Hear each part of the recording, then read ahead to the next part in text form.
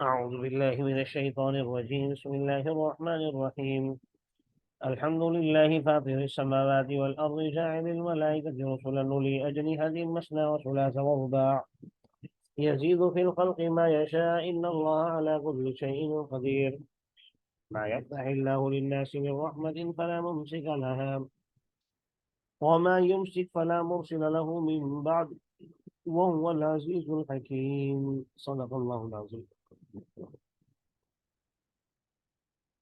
تمام تعریفیں اللہ ہی کے لیے ہیں جو آسمانوں اور زمینوں کو پیدا کرنے والا ہے، فرشتوں کو قاصد بنا کر بھیجنے والا ہے، الی اجنحۃ جو پروں والے ہیں، مثنا دو دو، تین تین اور چار چار، یزید فی الخلق ما یشاء مخلوقات میں جو چاہتا ہے اضافہ کر دیتا ہے، یقیناً اللہ تو ہر چیز پر قادر ہے۔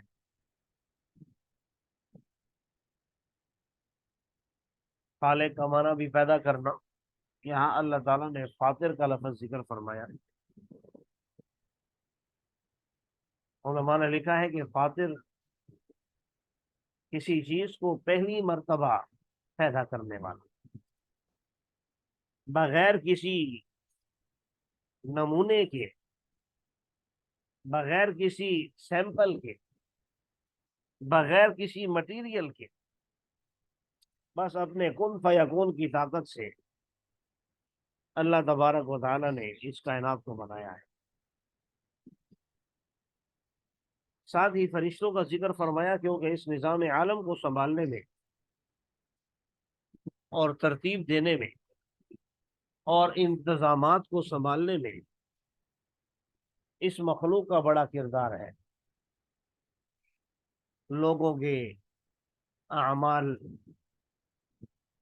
لے کر جانا، لکھنا، حفاظت کرنا انسانوں کی، انسان کو موذی چیزوں سے بچانا، رزق مہیا کرنا، ہواؤں پر، دریاؤں پر، شجر و حجر پر، بر و بحر پر، ہر جگہ اللہ تبارک و تعالی نے فرشتوں کو تعینات کیا ہوا ہے،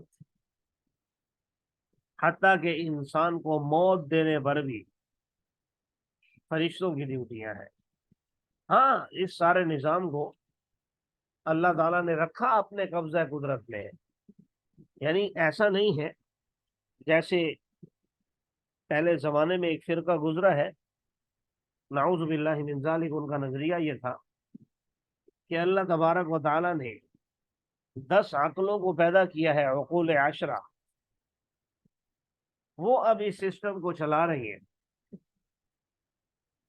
اور اللہ تبارک و تعالیٰ کا اب اس نظام عالم کو چلانے میں نقل کفر کفر نباشد کوئی کردار نہیں ہے۔ تو یہ بہرحال ان کی ایک سوچ تھی، ان کا نظریہ تھا، لیکن یہاں پر اہل سنت والجماعت کا نظریہ بھی میں نے عرض کر دیا ہے کہ تمام چیزوں کو اللہ تبارک و تعالیٰ نے تقسیم تو کیا ہے مینج کرنے کے لیے، سمجھانے کے لیے، ورنہ اللہ اس کو ڈیوٹیاں لگانے میں بھی اللہ تعالیٰ کوئی محتاج نہیں ہے، لیکن چونکہ دنیا دار الاسباب ہے، ایک ترتیب سے معاملات کو ترتیب دیا ہے تاکہ لوگوں کو یہ سسٹم سمجھ میں بھی آ سکے۔ اس لیے فرمایا کہ کسی کو 2 پر دیے، کسی کو 3، کسی کو 4، کسی کو اس سے بھی زیادہ، کسی کو 100 کی تعداد میں دیے، جیسے حضرت جبرائیل علیہ السلام کے بارے میں آتا ہے، ان کے 600 پر۔ بہرحال فرمایا اتنی بات یاد رکھو ان چیزوں سے، ان باتوں سے، ان اللہ علی کل شیء قدیر، کہ اللہ ہر چیز پر قادر ہے۔ ما یفتح اللہ للناس من رحمہ، آگے ایک حقیقت کو بیان کیا ہے کہ جس کے لیے لوگوں میں سے جس کے لیے اللہ رحمت کو کھول دے، بھیج دے رحمت، یا رحمت کا فیصلہ کر لے، فلا ممسک لہا، تو پھر اس فرد کو، اس قوم کو، ان لوگوں کو، اس گھرانے کو، اس جماعت کو کوئی رحمت پہنچنے سے کوئی نہیں روک سکتا، ان کو رحمت پہنچ کر ہی رہے گی۔ وما یمسک فلا مرسل لہ من بعدہ، اور اگر اللہ رحمت کو روک لے تو پھر دنیا کی کوئی ہستی ایسی نہیں ہے، آسمان اور زمین میں، بلکہ تمام جہانوں میں، جو اللہ کے روکنے کے بعد کسی کو رحمت دے سکے۔ تو ہماری اتنی بداعمالیوں کے باوجود، ہمارے اتنے گناہوں کے باوجود، اللہ تبارک و تعالی اس سسٹم کو رکنے نہیں دے رہے، چلا رہے ہیں، کیونکہ ایک تو حساب کا دن متعین ہے، دوسرا عزیز الحکیم، زبردست حکمت والے ہیں، غالب ہیں۔ آگے انسان کو تھوڑی سی عار بھی دلائی ہے اور اپنا احسان بتایا ہے، کیونکہ جو عزت دار ہوتا ہے وہ کسی کا احسان بھولتا نہیں ہے۔ تو فرمایا اے لوگو اذکروا نعمت اللہ علیکم، اللہ کی نعمتوں کو یاد کرو جو اس نے تم پر کی ہے۔ کیا اللہ کے علاوہ بھی کوئی خالق ہے جو آسمان اور زمین سے تمہیں رزق دیتا ہو؟ ظاہر ہے لا الہ الا ہو، اللہ کے سوا کوئی معبود برحق نہیں۔ فانا تؤفکون، تو پھر تم کہاں بھٹکے چلے جا رہے ہو؟ تم کن چکروں میں پڑے ہوئے ہو؟ اللہ کے راستے کو بھلا کر، اللہ کی نافرمانی والے کام کر کے کہاں جا رہے ہو؟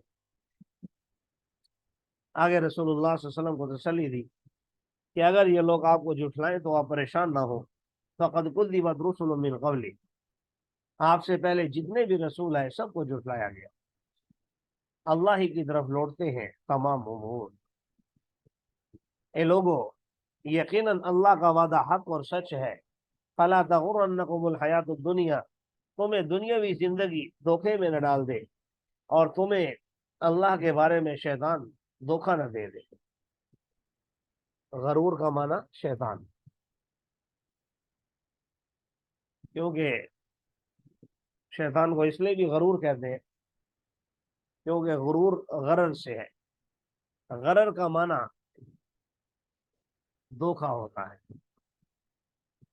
شاید اس لیے اردو زبان میں متکبر آدمی کو بھی مغرور کہہ دیتے ہیں کہ یہ بڑا مغرور ہے، کیونکہ وہ بھی تکبر کر کے دھوکے میں پڑا ہوا ہوتا ہے۔ کیونکہ پانی کے ایک غلیظ قطرے سے بنے ہوئے انسان کو، جو ہر معاملے میں دوسرے انسان کا محتاج ہو، کپڑے سلوانے میں، راشن لینے میں، پیسے کمانے میں، آفس جانے میں، جوتی لینے میں، جوتی صحیح کروانے میں، ہر چیز میں، تو پھر وہ تکبر کرے کہ میں کوئی بڑی چیز ہوں، تو یقیناً یہ انسان کو جچتا نہیں ہے۔ بہرحال یہاں پر فرمایا ان الشیطان لکم عدو فاتخذوہ عدوا، یقیناً شیطان تمہارا دشمن ہے تو تم اسے دشمن ہی بنا کر رکھو۔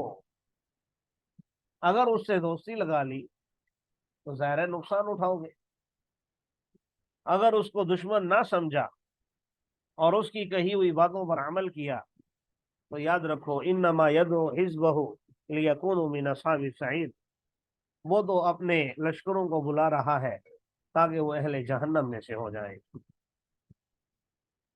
الذین کفروا لهم عذاب شدید، وہ لوگ جنہوں نے کفر کیا ان کے لیے سخت عذاب ہے، اور وہ لوگ جو ایمان لائے، نیک اعمال کیے، ان کے لیے مغفرت بھی ہے اور بہت بڑا اجر بھی ہے۔ اللہ تعالی ہمیں عمل کرنے کی توفیق